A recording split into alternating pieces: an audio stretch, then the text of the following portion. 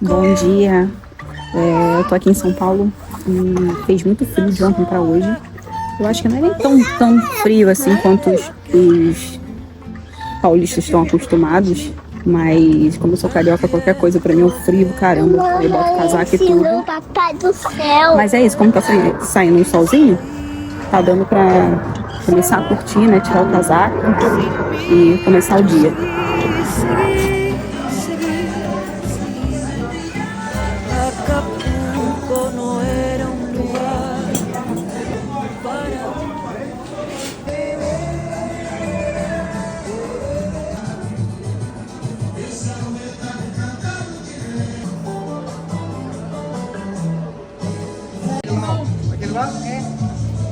Ah, o Miquinho, amor. Tinha 3 ali descendo ali. Con solo 4 años enfrenté la soledad del bus, te vi pasar y la calle caminar, y a pesar del miedo que me dio no pude ni llorar. Esses dias eu tenho ficado com uma concentração péssima para poder ler. É aquela sensação de que a gente lê um parágrafo e depois de 5 linhas, não tô lembrando mais de nada, tenho que voltar do início para fazer tudo de novo. Uma vida para passar de um parágrafo para o outro. E aí eu comecei a fazer uma coisa que não é o tipo de leitura rápida, mas eu não tô muito preocupada também com velocidade. O que eu quero é aprender o que eu tô lendo. Então eu comecei a ler em voz alta. Ler em voz alta eu descobri que era como as pessoas liam antigamente. Era o comum porque as pessoas passavam conhecimento uns para os outros de forma oral, principalmente porque naquela época não existia facilidade de ter as coisas impressas assim para transferir o conhecimento. Então ler em voz alta era muito comum. Essa forma de leitura silenciosa, ela veio de uns tempos para cá. Não começou assim. Então, pensei, vou começar a ler em voz alta porque aí não tem jeito. E realmente, quando a concentração tá muito ruim, ler em voz alta me ajudou. Nesses últimos 4 dias aí, a conseguir manter a concentração. Outra coisa que eu faço também para conseguir manter na memória o que eu vou lendo é fazendo anotações. Eu vou anotando conforme... Aí depende, conforme eu vou avançando nos capítulos, ou quando eu termino eu volto e vou fazendo as anotações de tudo que eu marquei. Marco primeiro no livro assim, marco primeiro no livro grifando, e depois volto fazendo anotações em fichas. E aí eu guardo assim. Eu sei que a gente está na era digital e que você vai olhar assim e falar, ai, mas tem um negócio anotado à mão tão antigo. Mas olha, eu gosto de ter as coisas assim em ficha, porque manusear o material é diferente. Até ter uma noção assim do que eu tenho e encaixar um assunto com outro facilita muito para mim ter dessa forma escrita. Fora que a gente presta muito mais atenção quando a gente escreve do que quando a gente digita. E aí eu vou separando por temas. Isso também me ajudou muito por quê? Porque eu lia alguma coisa no livro e depois eu queria falar sobre aquilo, escrever em algum lugar, ou até falar para alguém mesmo sobre aquilo ali que eu tinha lido e eu não sabia mais onde encontrar, eu não conseguia. Grifar o livro não era suficiente, depois eu não sabia mais onde que estava aquilo daquele assunto. Falei, pô, eu li isso em algum lugar, mas aonde? Aí agora eu anoto por temas. Aqui, por exemplo, eu botei sobre a vida, sobre educação, sobre maternidade, sobre filosofia. E aí eu vou botando assim de uma forma que fica um pouco organizado, né?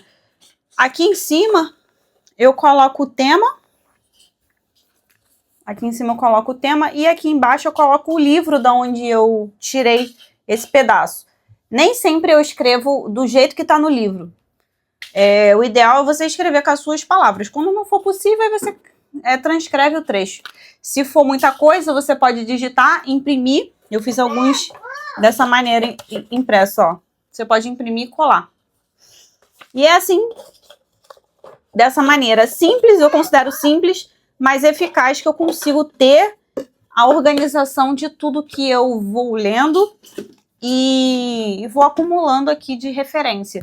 Eu não sei tudo isso de cabeça, de tempo em tempo é bom reler, assim, pegar, ou sempre que eu preciso pensar sobre um assunto, eu vou ali e pego as referências que eu sei por alto, mas reler e juntar tudo isso para escrever alguma coisa sobre, ou para pensar melhor sobre algum assunto.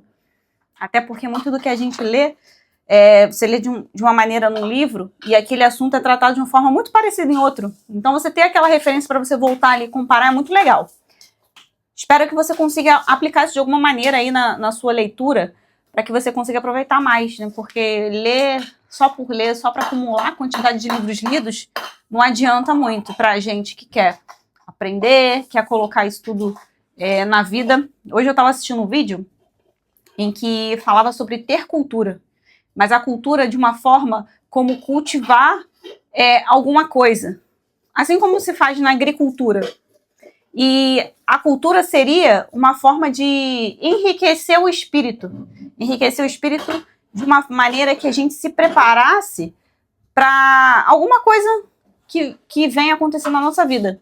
É muito mais fácil você lidar com uma situação ruim, uma coisa trágica, depois de você conseguir entender aquilo lendo literatura ou em outros livros, que aquilo existe. Quando você sabe que aquilo existe, você tem uma coleção de coisas que aconteceram na literatura, você não acha que aquilo é novo.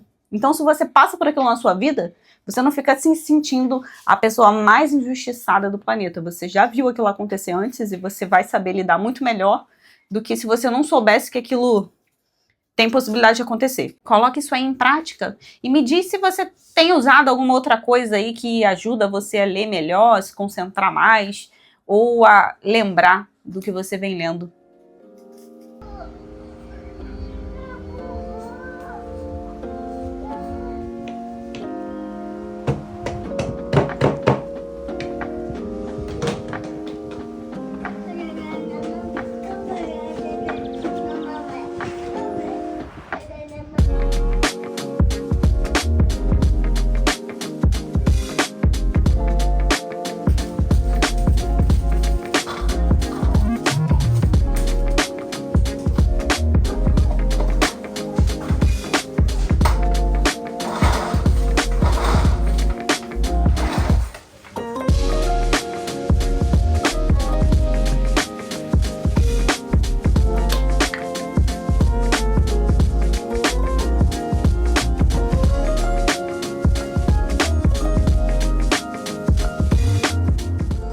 Vou experimentar uma coisinha aqui pra manter o cabelo no lugar amanhã. Vou passar um óleo.